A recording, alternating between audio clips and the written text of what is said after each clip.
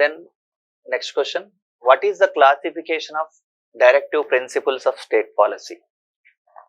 What is the classification of directive principles of state policy?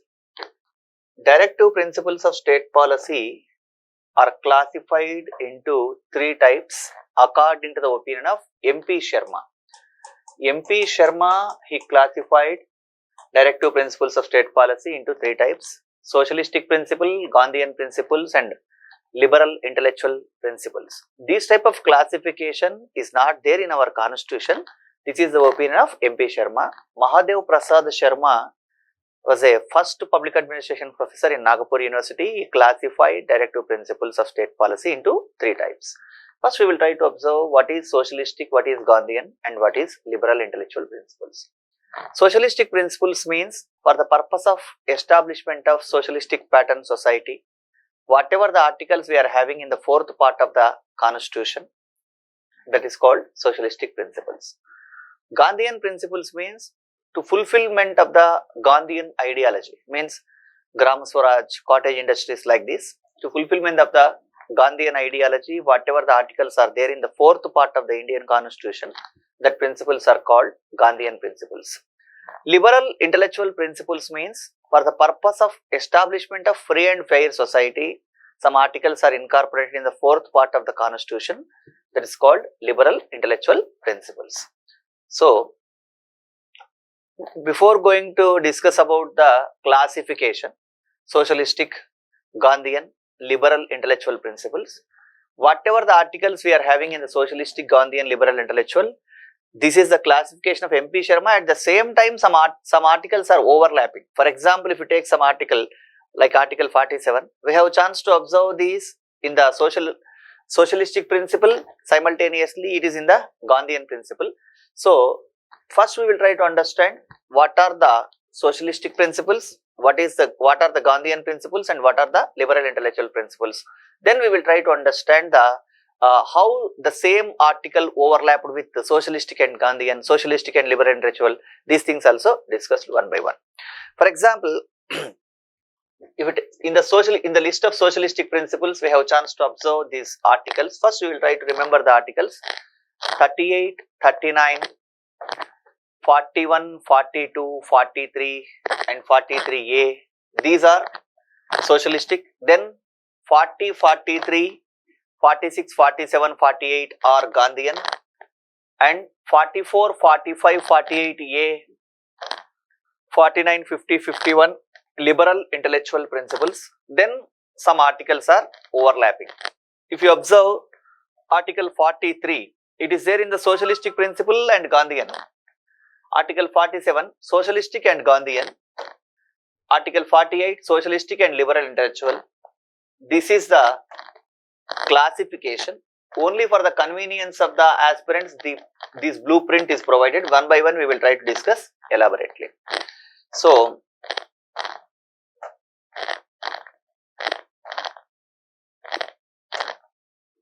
directive principles of state policy are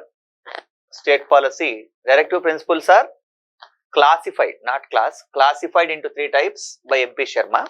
Directive principles of state policy are classified into three types by MP Sharma. First, we will try to observe what are the socialistic principles. Socialistic principles means for the purpose of establishment of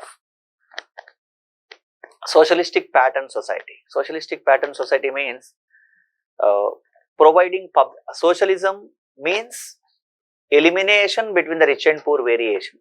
In the Indian context, socialism means public welfare. For the purpose of providing of public welfare, which articles are there in the fourth part, that is socialistic. So 38. What is article 38? Government is having a responsibility to strengthen the public welfare. Government is having a responsibility to strengthen the public welfare. This is socialistic principle. Next, in the article 39, government is having a responsibility to provide the public welfare and maintain the public order, public welfare and public welfare. Government is having a responsibility to maintain, provide the public welfare and maintain the Social order. Social order. These two words are related to Article 39. In this Article 39, so many subclasses are there.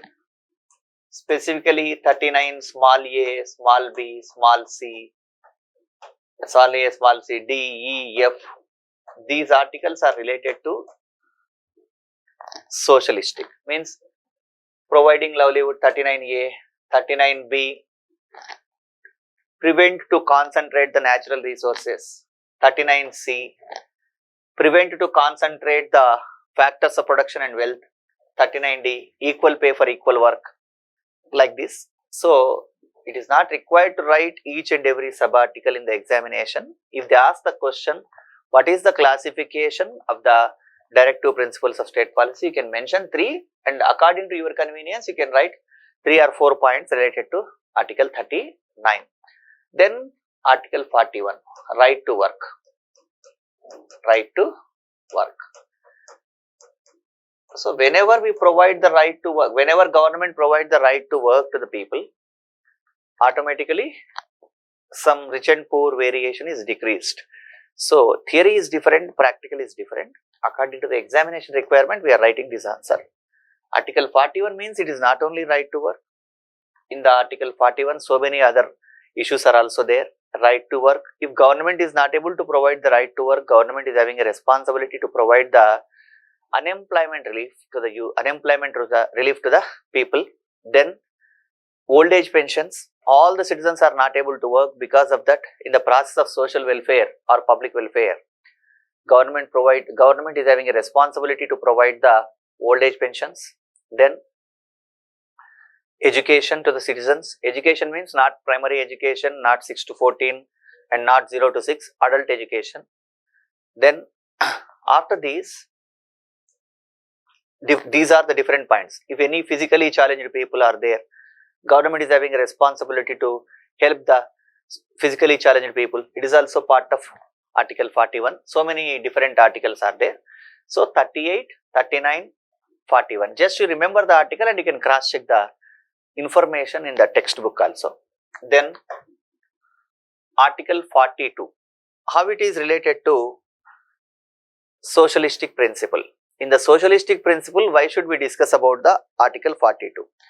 According to Article 42, generally free maternity relief to the women, but at the same time in the Article 42 some other point is there. Government is having a responsibility to provide proper hygiene and work conditions to the labor. Means who are working in the industries, government is having a responsibility to provide proper work condition to the labor. So because of that, it is also related to socialistic principle.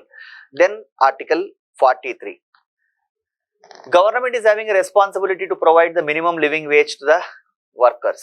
So minimum living wage, it is related. Some similarity we have chance to observe in 39 small a and 43.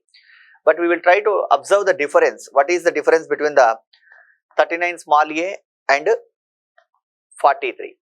So according to 39 small a, government is having a responsibility to provide the work at the same time, means for the purpose of livelihood, government need to provide. In the 43, minimum living wage, that is the difference. Then 43A, workers' participation in the management.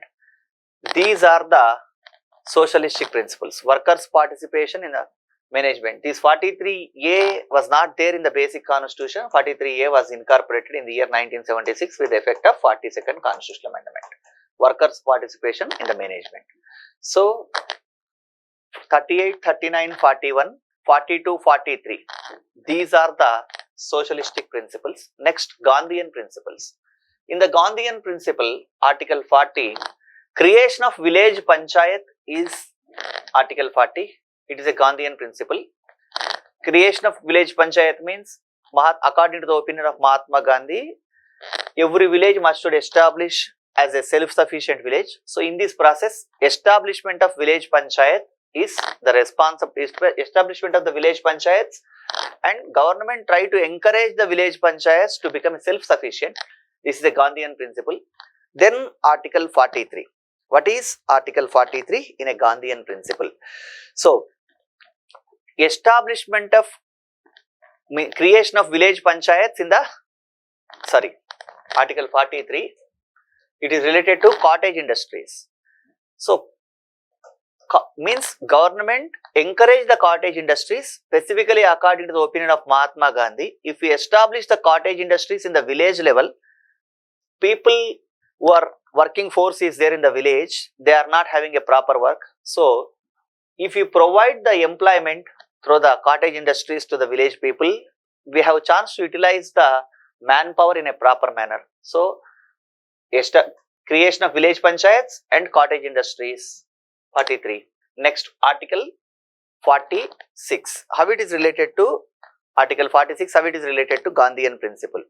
So, according to Article 46, government is having a responsibility to think about the SC/ST and economically weaker sections benefit. At the same time, government is having a responsibility to prevent the exploitation of SC/ST and weaker section. SC/ST and weaker section. Government is having a responsibility to prevent the exploitation of SC/ST and weaker section. It is also one of the Gandhian principle. Actually, Article 47, prohibition of liquor. Prohibition of liquor. So, it is also Gandhian principle. Article 48, prohibition of cow slaughtering. Killing the cows is not allowed. These are Gandhian principles. Then, liberal intellectual principles. Article 44 is related to Uniform Civil Code or implementation of Uniform Civil Code or Common Civil Code. So, in the part 1, elaborately we discussed about the Shabanu case, Sarala Mudgal, John Vallamothan in different cases. Even now, Common Civil Code is not implemented in India. BJP government tried to implement the Common Civil Code now. So, this is liberal intellectual principle, implementation of Common Civil Code throughout the India. This Common Civil Code is implemented presently only in Goa. Next, as a liberal intellectual principle, Article 45 is also one of the liberal intellectual principle. That is, government is having a responsibility to provide the nutrition, food and education for the 0 to 6 years children. Then 48A, environmental protection is the responsibility of the government. Not only government, even though citizens' responsibility, but in a liberal intellectual principles, 48A, it is related to the responsibility of the government. Then Article 49. So, government is having a responsibility to protect the historical monuments and historical places, 49. 50, we need to separate the executive and judiciary. So, this is, what is separation of executive from the judiciary means? Collector is only an executive magistrate, he is not a judicial magistrate. It is implemented throughout the India except Nagaland. So, whenever you observe the collector office, district collector and magistrate office, this type of board we have chance to observe. District collector is not only a district collector, he is a district magistrate also, but at the same time collector is not having a judicial responsibilities related to judiciary. He is having a judicial responsibilities related to the administration. So, separation of the executive from the judiciary, it is Article 50. Collector is only a executive magistrate. Collector means not only collector, even though in the revenue division level RDO, in mandal level MRO, these are only executive magistrates, they are not judicial magistrate. This is Article 50. Article 51, creation, establishment of international peace. So, these are the, whatever we discuss up to now, this is the classification of socialistic, Gandhian, liberal intellectual principles. Then, overlapping articles. Which articles are overlap? For example, if you observe the Article 43, we have a chance to observe these socialistic principle and Gandhian principle. If you observe the Article 43, these article is there in a socialistic and Gandhian. For example, according to Article 43, as a socialistic principle, government is having a responsibility to provide the minimum living wage and good working conditions in the industries wherever the people are working. Government is having a responsibility to provide proper working conditions and minimum living wage. It is as a 43 as a socialistic principle. 43 as a Gandhian principle, creation of cottage industries. So 2 points are there in the article 43. So in one aspect it is a socialistic, in another aspect it is a Gandhian principle. Then article 47. As a socialistic principle, what is article 47? As a Gandhian principle, what is article 47? We will try to observe. First, as a Gandhian principle, if you observe the article 47, it is a popular prohibition of liquor. Prohibition of liquor is outrightly Gandhian, but at the same time, in a socialistic principle, according to article 47, public health is also part of the socialistic principle. So, whenever we prohibit the liquor, automatically public health is protected. So, public health is related to socialistic and prohibition of liquor is related to Gandhian. Then article 48. Article 48 is a socialistic principle and liberal intellectual principle. So, how it is related to socialistic and liberal intellectual principle? So, as a socialistic principle, to strengthen the agriculture and animal husbandry, as a socialistic principle, as a liberal intellectual principle, this is related to, So after the article 47, some other overlappings we have chance to observe. If you take the article 48, generally article 48 is related to prohibition of cow slaughtering. So popularly it is related to Gandhian principle. Prohibition of cow slaughtering is Gandhian principle. They even according to article 48, we have chance to observe the liberal intellectual principle also. It is encouraging the agriculture and animal husbandry. So, in a secular nation, why cow slaughtering is not allowed? Cow is agriculture promoting animal. As a Gandhian principle, prohibition of cow slaughtering is related to article 48. As a liberal intellectual principle, if you consider the article 48, to encourage the agriculture and animal husbandry. So, article 48, if you consider as a Gandhian principle and liberal intellectual principle, this is the classification. Whenever they are asking the question, what is the classification of directive principles of state policy, we will try to write what are the socialistic and what are the Gandhian and what are the liberal intellectual principles. Then some articles are overlapping. So these are the overlapping articles whatever we discuss. This is what is the classification of directive principles of state policy.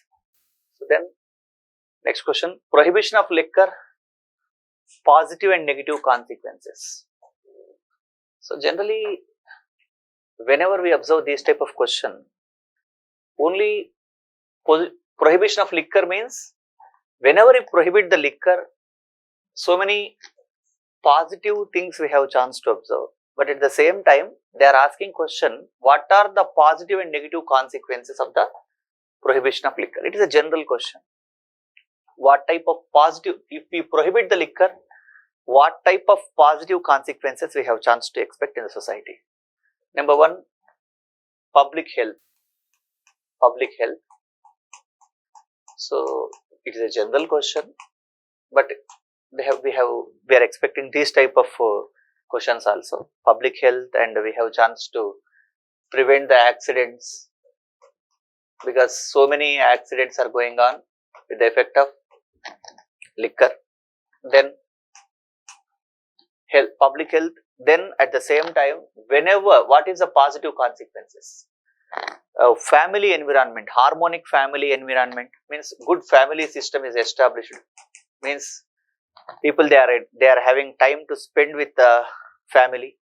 At the same time, whenever they are not consuming the liquor, automatically their financial status is also gradually increased. Financial status. Then after this, any good consequences if you prohibit the liquor, what we are expecting? So healthy environment, good psychological growth, so many positive consequences we have chance to write. So even though when already it is there in the Directive Principles of State Policy, prohibition of liquor. But why governments are not prohibited liquor? First point, it is a Directive Principle of State Policy. Next, government is getting so much of income from the liquor. Because of these reasons, they are not prohibit the liquor. In Gujarat state, completely it is prohibited. So, if they ask the question, what is the negative consequence of prohibition of liquor? Is there any negative consequence? Yes. Every coin is having a head and tail. What is the negative consequences? Some thousands of people, they lose their opportunities. Some people, they are working in the liquor industry, means liquor making, liquor manufacturing and liquor bottling, supplying, bar shops and everywhere. Different people, they are working in different works. So, first negative consequence, some number of people, they lose their opportunities, they lose their livelihood. Means it is nothing but violation of Article 21 in one angle. Next, what is second point? Liquor is part of life for so many people in the society. At the same time, for example, tourism is depend upon the liquor. For example, more than 7% foreign tourists, they visit the Goa. In Goa, people, they consume the liquor in a cheap rate, in a maximum discount is available. So, if you prohibit the liquor, we lose the foreign tourists' income and people are not satisfied. At the same time, in some cultures, for example, according to the different intellectual opinions, liquor is also culture. For example, if you observe the Indus Valley civilization to now, liquor is also culture. And so many doctors, they advise, if you consume the liquor in a proper manner or in a proper calculation, it is helpful for the health also. Then, liquor is part of culture. It is a prestige, and in Indian society, if you observe or not, just for don't think it is serious.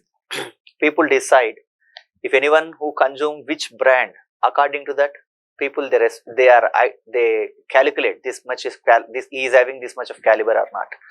So these type of so many negative points. If you prohibit the liquor, these type of negative consequences are occurred. But what is the conclusion? So many positive points you have chance to write. Number of points. It's not a difficult question. It is a general question because in the Article 47 we are having prohibition of liquor. Because of that, what are the positive consequences and negative consequences of prohibition of liquor? So generally, you should support the prohibition of liquor because it is very dangerous to the health. Even though in the Indian society, people who consume the liquor, so many people are lower middle class people who consume the liquor. They are not having a proper money. Because of that, they consume the cheap liquor, because with the effect of that, automatically health is gradually diluted.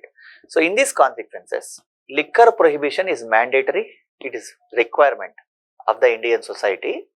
But whatever the negative consequences we observe, just only for the namesake, these are we mentioned. How can we say liquor is a culture? So, if people are well matured and people are having a clear picture about the life, if they are having a balance, that is different. Either they consume or not, that is different. And they know what is the consequences. But so many people, they are addicted. At the same time, whatever the income we are earning from the liquor, more than that, people health is diluted. So because of that, always we can support the prohibition of liquor. So if they ask this type of question, what are the negative consequences of liquor prohibition? These are the reasons.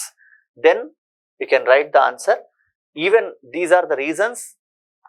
Even though if you prohibit the liquor, whatever the negative consequences are there, more than that positive consequences are there. Because of that, it is a mandatory. Prohibition of liquor is mandatory for the Indian society. You can write this answer.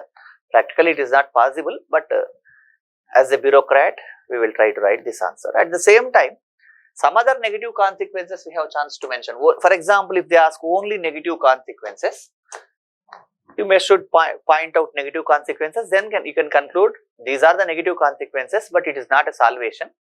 We need to prohibit the liquor. That is the answer. Always we should stand for prohibition of liquor. For example, some people they are argued in a different manner. Sir, for example, if you prohibit the liquor in one particular state, some people they are habituated to consume the liquor. So they are purchasing liquor in a black market and they are shifting from one liquor to another liquor. It is very dangerous and there is no parameters. They can prepare some other cheap liquors and some other illegally they are supplied. So many problems are there. At the same time, we will try to think about the public health also. So in the examination, we will try to write prohibition of liquor is good. That is the final conclusion in the examination. Next, what are the hurdles to implement the prohibition of cow slaughtering in India? First, we will try to observe what is prohibition of liquor according to the constitution. What is prohibition of liquor according to the constitution? That is very important. What are the hurdles to implement the prohibition of cow slaughtering in India? So, first we will try to understand what is cow slaughtering according to the constitution. In a general opinion, cow slaughtering means killing the cows. Prohibition of cow slaughtering means killing the cows is prohibited. It is mentioned in Article 48 of the Indian Constitution. But according to the Indian Constitution, prohibition of cow slaughtering means without the permission of the government, killing cows is crime. For example, if any individual or any particular group, if any person, if he is having a cow slaughtering center license, if he receive license from the government of India, it is allowed. This is the basic thing we need to understand. As an individual, we are having so much of sentiments. At the same time, we are having means according to our culture, different people belongs to different culture. We are having so many emotions. For example, if you observe the Telugu people whose parents and who are involved in the agriculture sector, we are having so much of bond and emotion related to the cow. That is individual. But in the examination, we will try to write a balanced answer. First, in the first paragraph, we can mention one thing. Prohibition of cow slaughtering means not prohibition of killing of the cows. Without government permission, if any person is killing the cow, it is a crime. If person is having a permission from the government of India, it is not crime. Means if any cow slaughtering center, government authorized cow slaughtering center, if you run, it is not a crime. So then this is the first paragraph. Then we can write detailed manner. So people, they are not in a majority population in India, people they are not supporting this type of activity because we are having a sentiments and emotions. So cow is a respectable animal in the Indian society. Major people, they feel cow is also like a god or goddess. So it is not allowed. Number 2, cow is the agriculture promoting animal. Cow provides so many benefits to the people who are depending upon the animal husbandry sector, and it is strengthen the economical life of the village people. At the same time, some people they are getting so much of benefits from the cows. Then even it is proved in medical science related to cow, so many benefits are there. Cow milk, for example, some people they identified, if any person, if he consume the cow milk regularly 3 months, his immunity system is totally changed. It didn't suffer with any other disease. So these type of things are there. At the same time, in villages, some families they depend upon the cows. Means that 1 or 2 cows are there in their family. They sell the milk and they lead their life. So these are the reasons we are not encouraging. The major reason is it is related to the culture and tradition. But another shade is also there. That is, some people, they support the cow slaughtering. That is number one. Choice of food is individual. Choice of food is individual means any individual can eat anything, that is depend upon the individual choice. No one is having right to restrict the others. So some people consume some meat and some other people, they are interested. So in a secular society, we are not having any right to restrict the others. Number one. Number two, some cows creating so much of pollution. Some cows are not providing milk. So వట్టిపోయిన ఆవులు అంటారు తెలుగులో. So it creates so much of environmental pollution. Next, if cow is not providing milk after some years, it is very difficult to maintain to the farmer or who depend upon the animal husbandry. Then in some areas, particularly who are staying in some particular areas, cow meat is the cheap meat to the people. They are able to purchase. They are not able to purchase other animals' meat. So then in zoo parks, specifically in India, we are having different zoo parks. In these zoo parks, lions and tigers, they are not able to fulfill the food requirement through the other meat. So in the cow meat, so much of fat is there. Because of that, they fulfill their requirement. So these are the reasons. So positive and negative consequences. Prohibition of cow slaughtering. This is the reason. Some people, they support the cow slaughtering, and some other major people, they are not supporting. So we are not having any right to decide what is choice of food to any individual. So what are the hurdles to implement the prohibition of cow slaughtering in India? So these are, it is related to culture. Because of that, it is a major barrier.